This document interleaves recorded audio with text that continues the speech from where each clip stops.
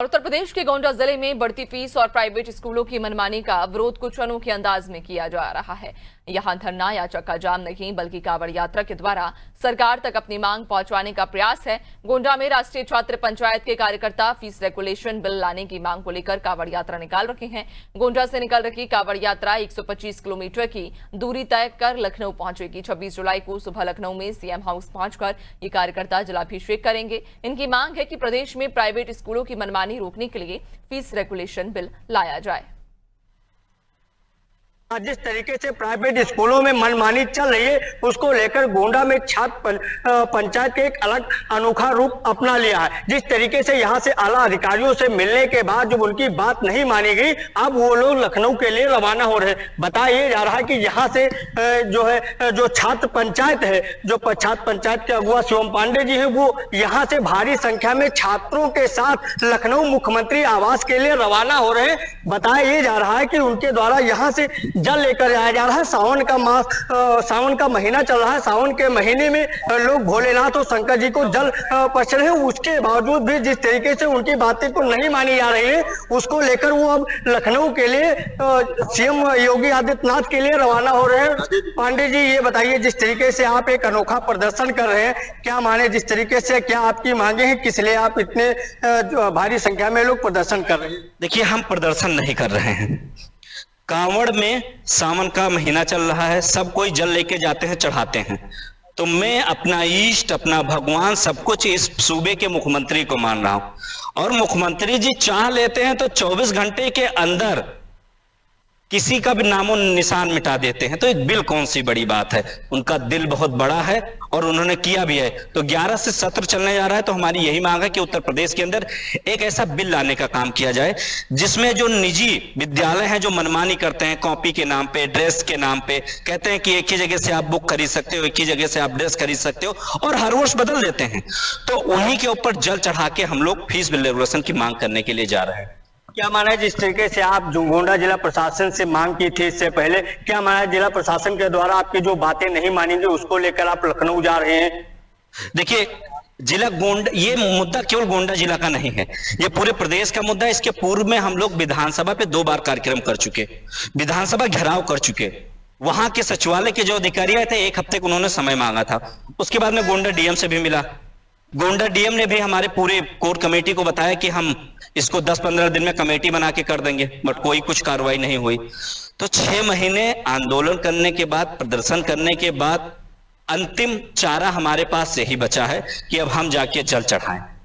सावन महीना चल रहा है, इस समय कांवड़ यात्रा भी जोरों पर। आपके मन में ये विचार कैसा है कि कांवड़ यात्रा जिस तरीके से आप गोंडा से निकाले हैं कि आप योगी आदित्यनाथ को जल चढ़ाएंगे, क्या मानते हैं कि जो शासन प्रशासन के द्वारा है वो बैरिकेटिंग ना करे, जो उसके बाद आप वहां तक पहुंच सकेंगे या नहीं पहुंच सकेंगे?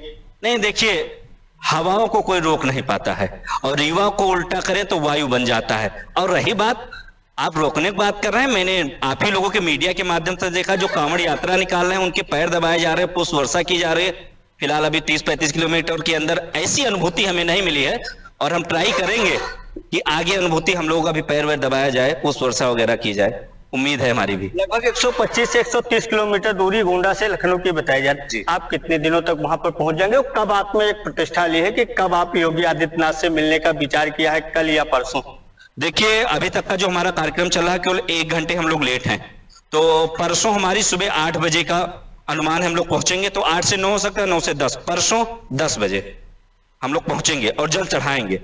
ये हमारा अधिकार है लोकतांत्रिक, हम जिसको भगवान मानते हैं उसको जल तो चढ़ा ही सकते हैं। आपकी क्या उम्मीद है, जिस तरीके से आप जो मांग लेकर जा रहे हैं सूबे के मुख्यमंत्री योगी आदित्यनाथ जी, क्या आपकी मांगे पूरी हो जाएंगी? क्यों नहीं पूरी हो जाएगी, दिल उनका बहुत बड़ा है।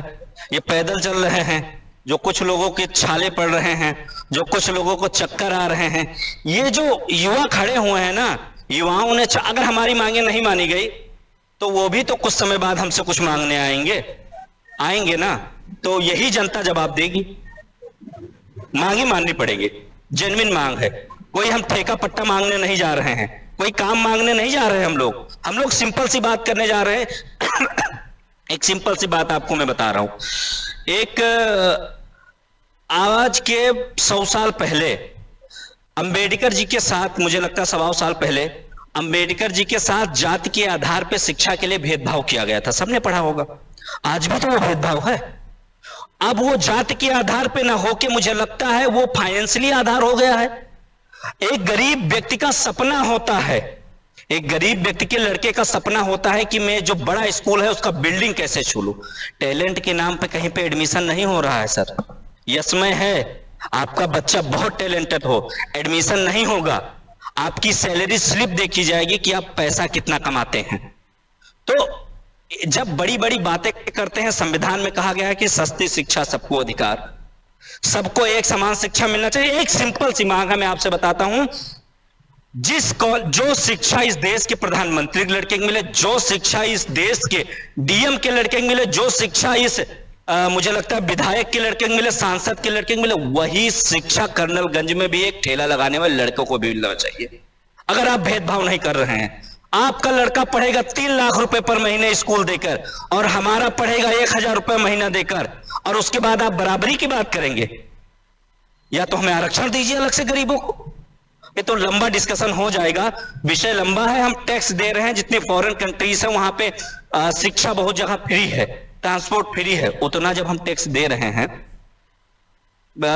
इंटरनेशनल ऑर्गेनाइजेशन ने कहा कि मिनिमम 6% जो है जीडीपी का शिक्षा पे खर्च करना चाहिए। कहां खर्च करें, 3% हम लोग कर रहे हैं, इसीलिए तो सड़क पे आए हैं। और शिक्षा देने के बाद यहां मेरे साथ बहुत भाई खड़े हुए हैं, कोई गोयल में पढ़ रहा है, कोई बीबीडी में पढ़ा, बड़े बड़े यूनिवर्सिटीज में पढ़ते हैं, लाखों रुपए फीस देते हैं, और नौकरी जानते हैं सर कितने की लग रही है? 15,000 20,000 रुपए महीने। जो फीस जमा किए रहते हैं वो नहीं निकाल पाते हैं। इन मॉल्स के खिलाफ हमारा आंदोलन है, कोई छोटे स्कूल्स के खिलाफ हमारा आंदोलन नहीं है। ये जो बड़े बड़े मॉल्स बने हुए हैं, जो छोटे लोगों को एडमिशन नहीं देना चाहते, उनसे हमारी लड़ाई है। बिल्कुल, ये थे छात्र पंचायत के राष्ट्रीय सचिव शिवम पांडे, जो इस बार गोंडा में एक अनोखा प्रदर्शन होता दिखाई दे रहा है, क्योंकि ये प्रदर्शन जो है देश में नहीं, प्रदेश में नहीं, बल्कि अगर बात की जाए तो देश में ये अनोखा प्रदर्शन है। शायद इससे पहले ऐसा प्रदर्शन आपने कहीं नहीं देखा होगा। गोंडा से अनादि टीवी के लिए भूपेंद्र तिवारी।